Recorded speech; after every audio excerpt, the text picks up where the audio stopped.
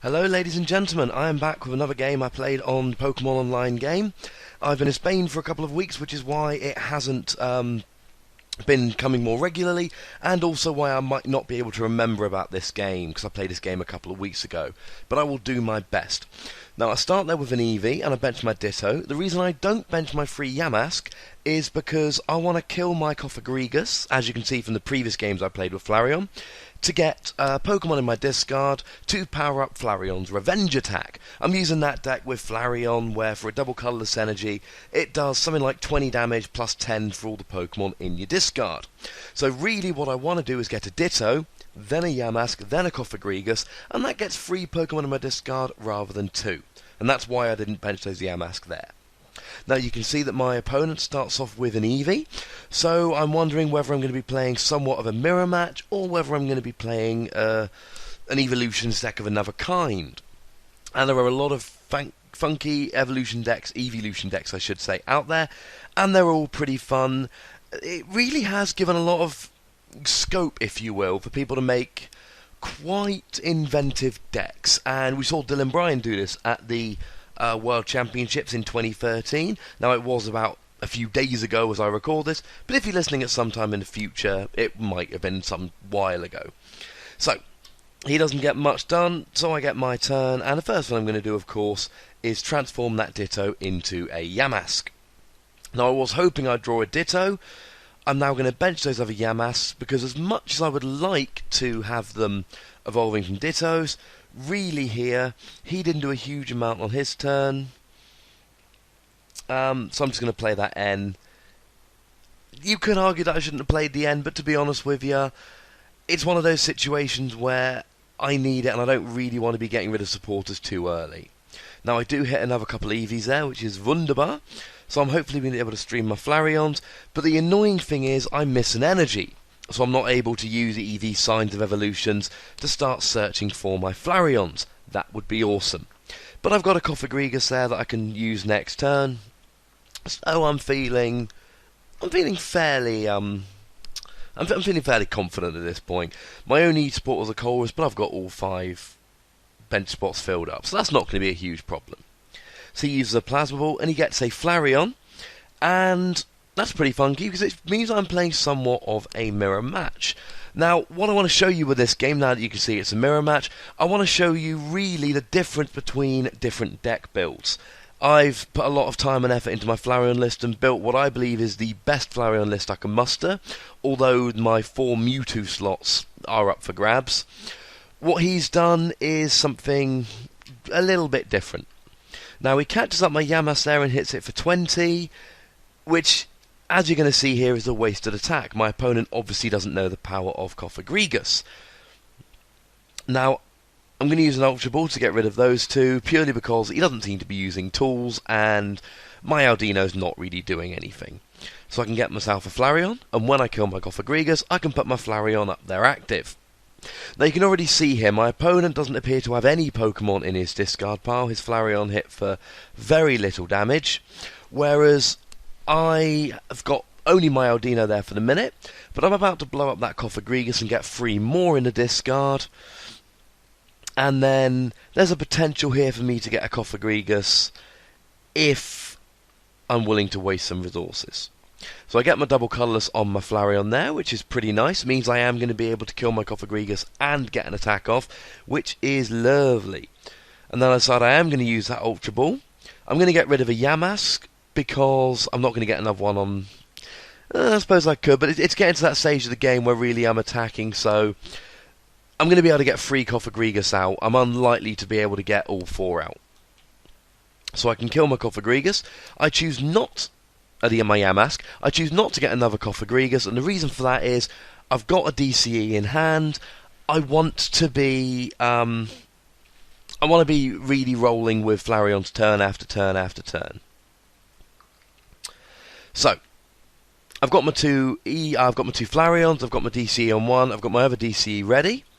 I kill my Cofagrigus, and I'm able to do 30 to his Flareon.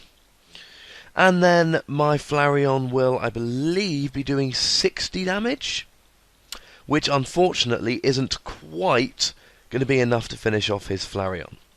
Now you can see in the chat there my opponent's asking me why I'd play a Ditto, and I'm basically just explaining to him that Ditto is a wonderful way to get extra Pokemon into the discard pile. This deck, and there are other ways to play it, but my apologies, I miscounted, it does 70 and actually knocks out his Flareon. There's different ways to play it, but I'm focused very much on, I've got my Mewtwo's there for the early game. Now you haven't seen them, and now that I'm attacking with Flareon, you won't be seeing me using them unless I really need to do so. My Flareons are where my kind of focus is going to be. And it really is all about getting Pokemon into the discard. Now, I might use a Ditto up to an Eevee up to a Flareon, but that just means when my Flareon gets knocked out, there's 3 in the discard, not 2.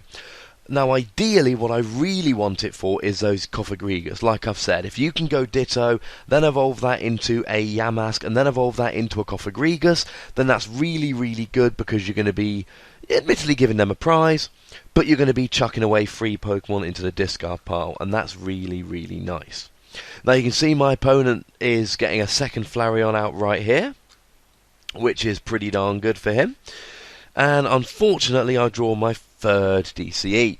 Now, I'm going to Juniper here, because again, this deck is all about getting going as fast as I possibly can. Now, annoyingly, he's got his Giant Cape up there, and I've killed a Tool Scrapper, so I'm going to Juniper and hope to hit my second one. And, luckily, I actually do, which is quite nice. Now, you will notice here that I play, well, you won't notice it, but you'll notice I haven't hit a Life Dew.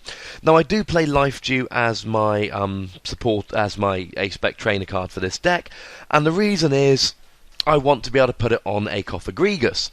Now, Cofagrigus here, he gives up prizes, but it's really not the end of the world to do so, because you're doing 30 damage, that's not great, but you're powering up Flareon. The other advantage is, if you're giving your opponent prizes, you get to control the N. So, Cofagrigus is pretty good there. So, what I really want to try and do here is kill his Eevee, his Flareon. Now, I'm not able to do that. He gets 10 onto my Eevee.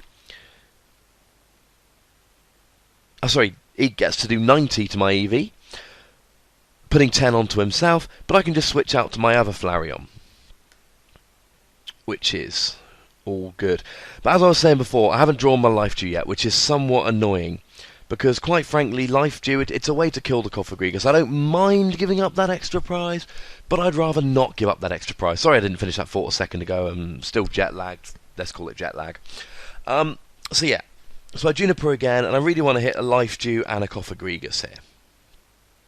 Now, I hit 2 Cofagrigus, but would you believe it, I still haven't hit my Life Dew, which is very, very frustrating indeed, because if I use both these Cofagrigus, I'm going to be giving up 2 prizes. Now, I believe when I kill these Cofagrigus, I'm already going to be one-hitting his Flareon, so I don't need, I believe, to put the energy, no, his Flareon's more than dead.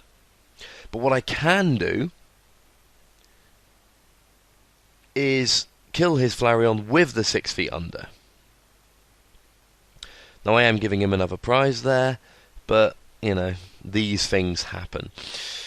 But I'm also taking the prize from the Flareon. Now, you can see another advantage of the Flareon deck here, in that what I've done is I've actually managed to take a prize in my turn. I've taken out his attacker, and I still get to use my attack, which it's a really big advantage here. You can control the N, you can take out their attackers mid-turn. Giving up the prizes can be harsh, but another thing I wanted to show you from this video was, it doesn't matter if you're giving up prizes. It's kind of irrelevant at this point, because you can see there, yes, I've given him 2 prizes, and actually I'm going to give him a 3rd prize here, and technically he's in the lead. But the problem is, he now has nothing. He's got a couple of Gothritas on the bench, and that's about it. And they don't worry me, I'm not scared of them.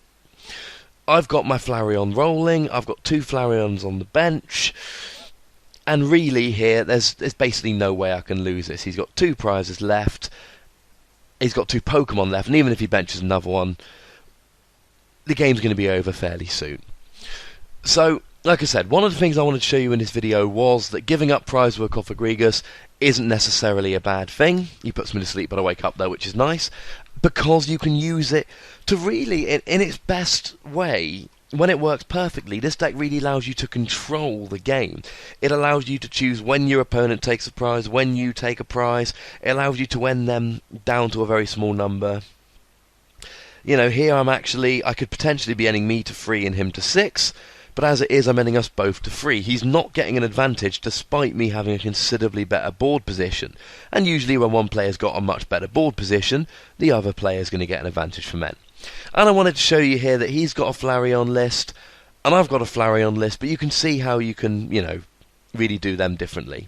So he's conceded the game, and I've shown you another Flareon game. Not the most exciting game, I will admit, but I wanted to show you about giving up prizes, and I wanted to show you about different lists. Don't forget to subscribe if you're enjoying this video. We've got another Flareon coming up next.